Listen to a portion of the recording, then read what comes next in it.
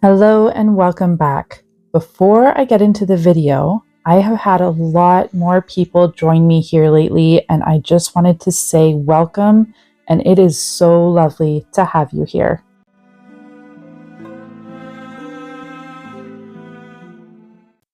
For those of you that are new here, my name is Amanda, and I focus on frugal homemaking and urban homesteading, canning, and homemade products.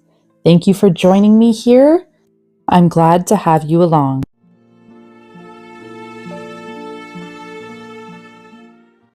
Grocery prices have skyrocketed in the past few years, making sticking to a sustainable budget very hard. For us, living on one income, I have had to get creative with how I buy groceries in order to save money. So today I will share with you my pointers on how to save money on your grocery budget.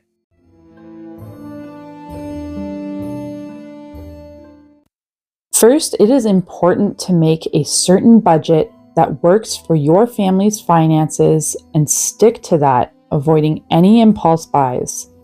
I have a certain budget for essential foods we need, plus a stock-up budget for sales. Having a budget takes a lot of guessing out of grocery shopping and keeps you focused on what you need.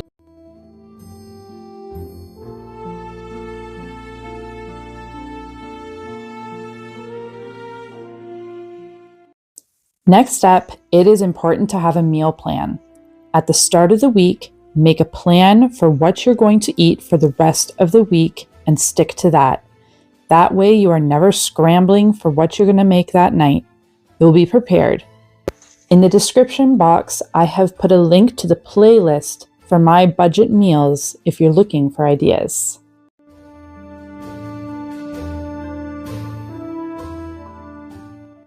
Next, it is important to shop for sales. Every week before I go shopping, I make sure I look through all of the flyers to find the best sales on the products that I buy. A lot of the time, I will base my meal plan around the sales items in the flyers. Different stores will have different sales and some will be better than others, so it's important to shop around. If you are close to any bakeries, they will put bread and any other baked products on sale after the first day. These are typically just as good and at a fraction of the price. Buy in bulk and save for later because bread freezes really well. My next tip is to shop the clearance produce aisle. The produce in our stores goes on clearance once or twice a week, and a lot of the produce still has a lot of life left in it, and it's typically half the price. So make sure you're looking for a clearance produce rack in your store.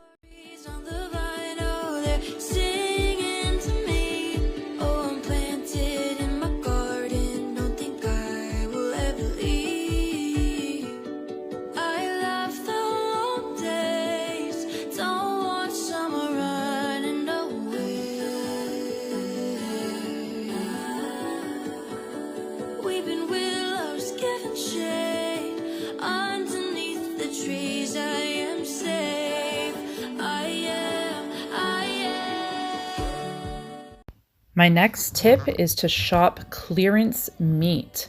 Finding out when your store puts the meat on clearance is a great idea.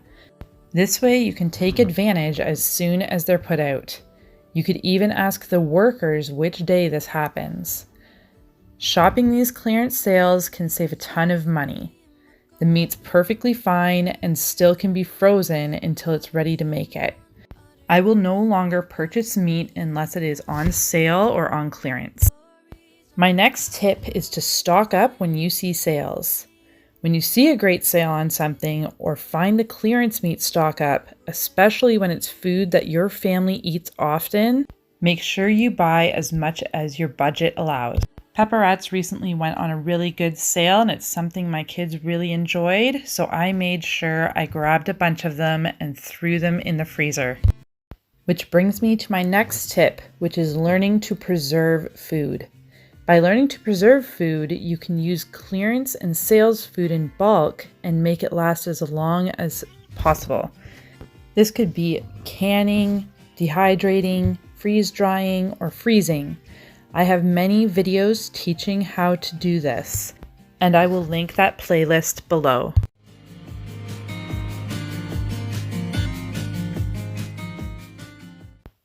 Having a pantry stock up is a great idea for multiple reasons. You save money by purchasing sale price items, and a stocked pantry is useful in case of an emergency, whether this is a natural disaster that strands you at home for a while, or a financial disaster like the loss of a job.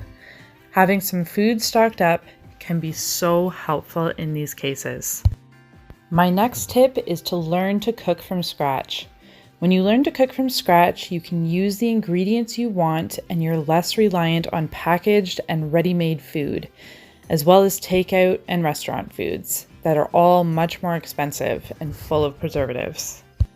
And if you have children, you know how much they snack. So learning how to make your own snacks like muffins and cookies and granola bars is also really essential, healthier, and a lot cheaper.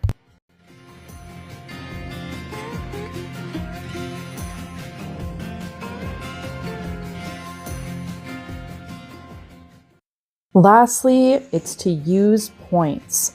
Our local discount grocery store just got started on a points card system, so every time I shop there, I get points.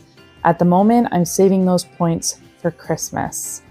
So if you have a store, especially a discount store that offers a points system, take advantage of that.